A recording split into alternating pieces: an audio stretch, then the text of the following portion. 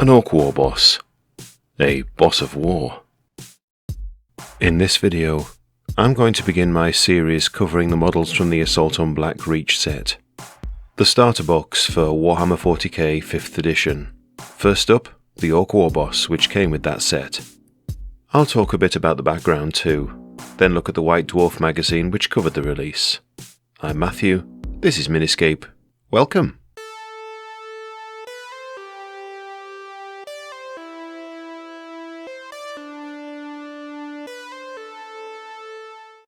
The miniature I'm talking about today is this one. It's the plastic Ork Warboss that was released in 2008 as part of the Assault on Black Reach starter set for Warhammer 40k 5th edition, along with a small force of Space Marines and Orks. If I remember correctly, this was the first fully plastic Ork Warboss that Games Workshop released. And what a model indeed. So much detail, so much character. But I'll get on to that. Now, this won't be the first Ork Warboss like this that I've painted. Here's the same model which I painted 14 years ago. And I know I talk about great purchase of my models in the past, but I've never parted with any of the Orks that I purchased from this time. In fact, I have quite the collection of Orks, which I have played with over a few editions, even a couple of games of 10th edition, believe it or not. But the Assault on Black Reach set is special to me, because it marks my re-entry into the hobby in the 2010s, after almost a decades-long hiatus. So it's good to have one of these again, and to unleash my current painting skills upon it. The Ork Warboss model here is made from several pieces.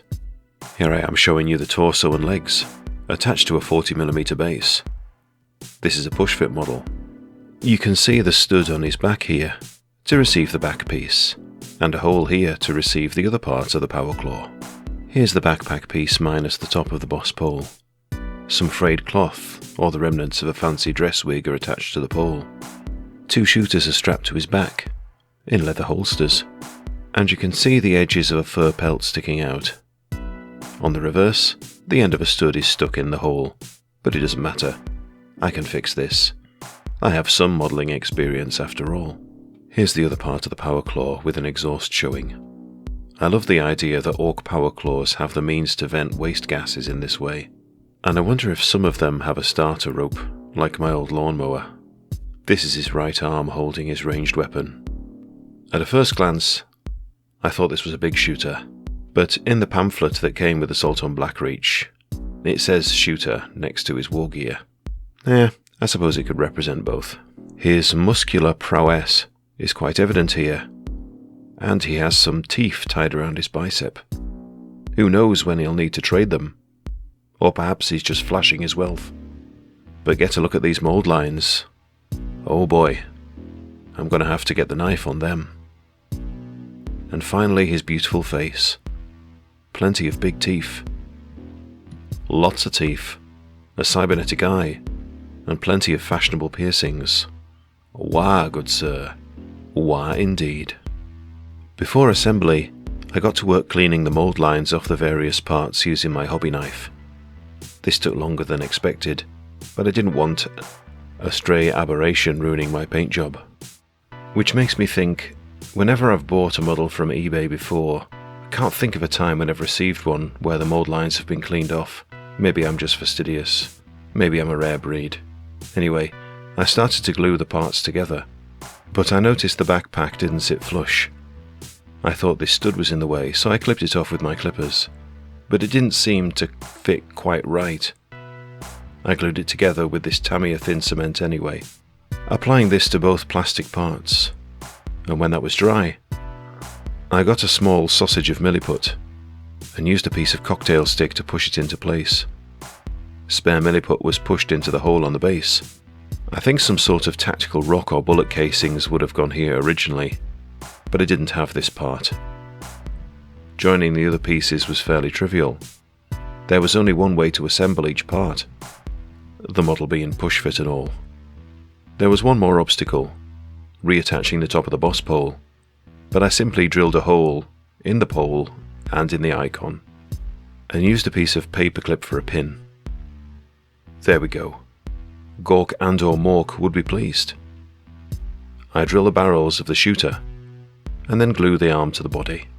Here he is assembled, bar the head, which I'm leaving off during the painting phase. Nevertheless, it pushes into place very easily. I think it was this model that made me realise the detail in plastic Citadel miniatures had levelled up significantly since the late 90s. And detail this model certainly does have in abundance. His ripped physique, his damaged armour, the exposed wires on the power cables, the folds in his clothing.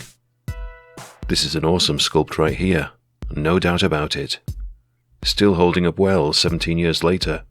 Consider his face. You can practically jump down his throat, the detail is so stark. After priming the model black, I take Vallejo Royal Purple and paint it all over the skin. Now hold it together for a moment here, people. This green skin will indeed have green skin. I'm just laying down some shading. Purple and green are considered complementary colours, as nature shows with lavender flowers, for example. And just like lavender, orcs grow in the ground. Anyway, the purple will only be visible in the recesses by the end of this process. It's a subtle detail, but a worthwhile one. The next colour is Citadel War Flesh. I'm using the largest size brush I feel confident with to paint this colour on all the raised portions of the skin, avoiding all the recesses so that some purple remains. The same principle applies when painting the body and the head. And here's how he looks so far. Army Painter Goblin Green is the next colour, which I apply over most of the Warflesh covered areas, except those that would be in shadow. I'm using a slightly smaller brush this time, and taking my time to ensure I don't paint over the purple that I left in the previous step.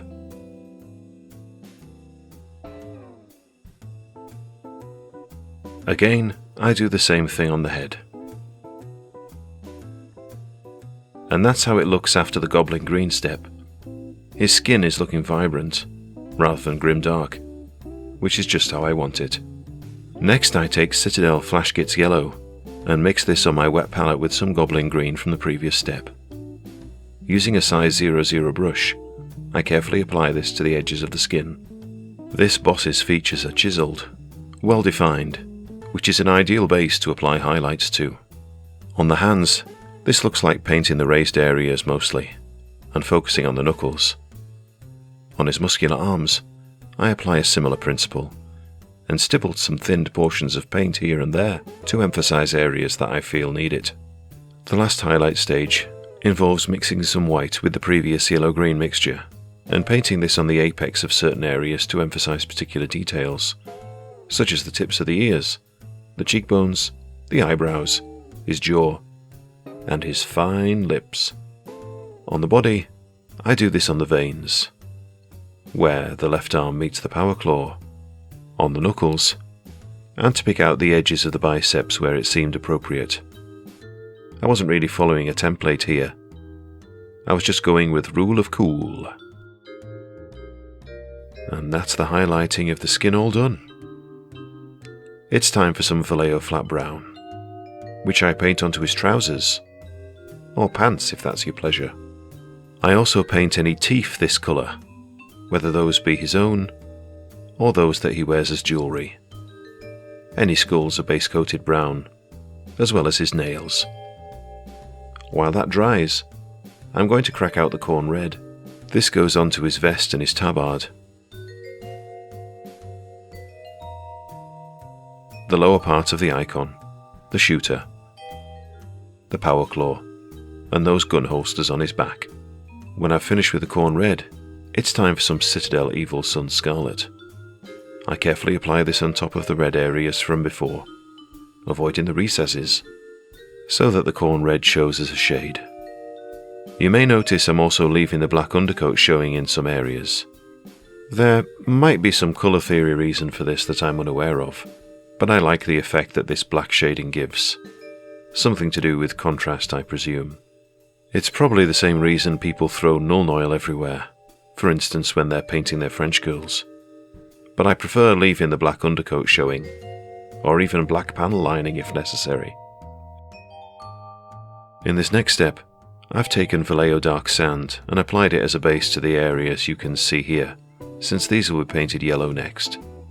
While that dries, I take some Army Painter gunmetal, paint it on the blades of the power claw, and on this spiky bit, on his cybernetic eye, the barrel, and the magazine of the shooter. Here's an update on the overall look. The next paint is Citadel Contrast Imperial Fists, which goes on all the areas I painted dark sand before. When I leave that to dry, I take Citadel Agrax Earthshade and tentatively stipple it on all the metallic areas.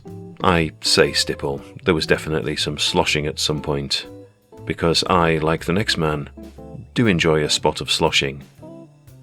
I use this rather than, say, a blackwash to shade the metallic areas, because it makes them look more greasy. Because I, like the next man, do enjoy a spot of grease.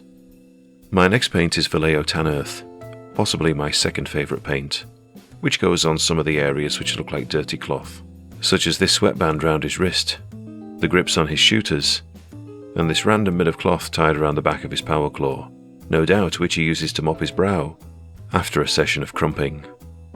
Because he, like the next orc, does enjoy a spot of crumping. The teeth also get some tan earth, and I attempted to paint a sort of spiky pattern where the two colours meet.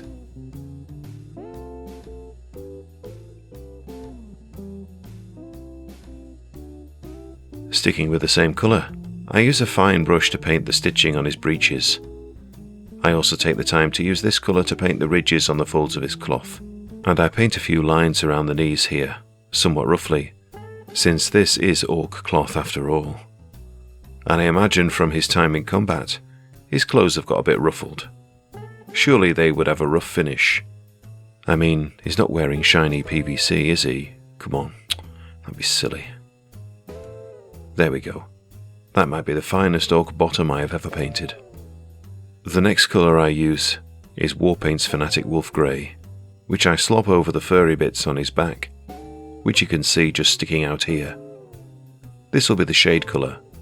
I also paint this on whatever this thing is blowing in the breeze from his moss pole.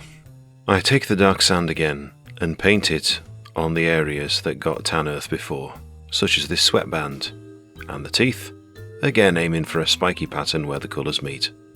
I also use it to edge highlight this bit of cloth on his power claw, and paint the tips of his own teeth, of course. I paint dark sand on the skull too, going carefully around the eye sockets first, and then the rest of the dome. You can see how I have left some tan earth showing, which acts as a shade. Oh, and I use it for the stitching on these gun holsters. And to emphasise the work I did before on his pantaloons, for both the stitches and for the highlights. To the wolf grey paint I already had on my wet palette, I added some white, and applied it to the raised portions of this wispy pole decoration. My strokes were quite rough for this part, but for the wolf pelt on his back, I used a much smaller brush and carefully highlighted each protrusion. The Ork Warboss model we're talking about today was featured in White Dwarf 345, released in September 2008. Here he is on the inside cover, shouting at his lads who seem to be missing the Space Marine Terminators altogether. A few pages later, we see the whole gamut of models which came with this awesome set. 46 models in total. More recent starter sets have probably been more impressive than this one looking back, but at the time, this was the starter set of all starter sets in my opinion. I mean, for one, this one came with HQ choices, something not seen in the starter sets for 2nd, 3rd or 4th edition. But I'll do my review of the full set another time. Page 14 begins giving full details about the set, along with a breakdown of the models and close-up paint jobs, and some behind-the-scenes tidbits on how they were sculpted. There's a little section on each model, but let's set our crosshairs on the Ork Warboss. It reads, and I shall save you my terrible orc accent in this: the Ork Warboss is the largest and toughest greenskin in the Horde, able to bully his boys into battle through sheer bloody-mindedness and brutal use of violence.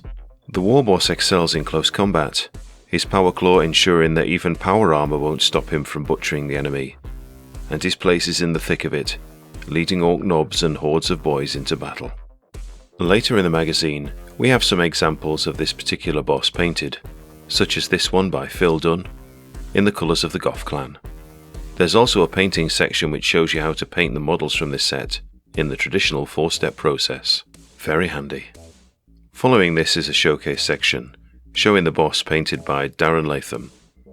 This is the same one that's in the pamphlet which comes with the starter set. There's a terrific section in the magazine of a campaign played out based on the assault on Blackreach.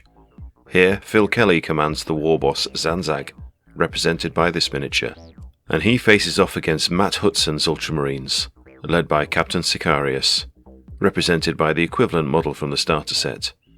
They do point out later that this was just a stand-in until the official model for Sicarius was released. Let's have a look at the stats for this chap, from the Read This First booklet that came with the set. The advice is to have him lead some nobs or boys so he doesn't get shot, which is probably a good thing since he only has a 6+ save. I guess this is a time when invulnerable saves weren't a dime a dozen. He has a toughness of 5 though, which is higher than any of the Space Marines. Yeah, I'm gonna be honest, it's been so long since I've played this edition I can't remember the significance of these stats in the metagame, but I'm interested to see how it compares to the 3rd edition codex, which I've got right here. Since 3rd edition was the main edition I played from the 3rd to 7th edition epoch, and it turns out that the stats in the 3rd edition codex are virtually the same, the only difference being that in the 5th edition codex he's got an extra pip of toughness. Well, fancy that. I had returned to the areas that I'd painted dark sand before, such as the teeth and the sweatband, and the skull, and I stippled on the old spot of white here and there. For areas such as the cloth on his power claw, I edge highlighted the ridges with pure white. But the next colour I chose was Vallejo Orange Red. With this, I began building up highlights on all the red areas. On the tabard here, I used strokes perpendicular to the edges of the cloth. My reason for this is it gives the appearance of a rougher texture, which you would expect with cloth. I repeated this on the shooter holsters on his back, while on the power claw and shooter, my edge highlighting was more traditional. I wanted to break up some of the yellow on his shoulder pad. It seemed a bit too stark. So I used some thinned Evil Sun Scarlet and carefully painted a square grid. Then I went back and coloured in every other square with the same colour paint, which at the end took a couple of coats. Mixing some Vallejo Orange Red with dark sand to make it lighter, I refined the edge highlighting on the red areas, trying my best to keep these as sharp as possible. When it came to the tabard, I again painted perpendicular strokes, but a little smaller than I did before, so that you could see the orange below. This led to a sort of gradient effect. I returned to the metallic areas, again with Army Painted Good Metal, to bring back some of the luster which was lost in the wash step. I also painted the toe caps on his boots with this colour, because he may be brutal, but with steel toe-capped boots, he knows how to be safe in the workplace. I'm sure he also bends his knees when he picks up heavy boxes. The spike on his armour also gets the same treatment. I presume this spike is waiting for a skull to be smashed onto it, like the one on the other side. I used Citadel Runelord brass to paint the end of this exhaust on his power claw, as well as the exposed wires leading to his melee weapon. Copper, especially when pure, has high electrical conductivity, and that's ideal for high-performance war gear. The other pipes, however, I painted those with a light blue paint, ensuring the minimum amount of paint was on my brush before gently caressing the ridges. Wolf Grey was the highlight colour I chose for the boots, which to be honest looks a bit messy at this stage, but I did clean it up off camera. Any other components that represented black leather got the same treatment, such as the belt and the braces on his vest.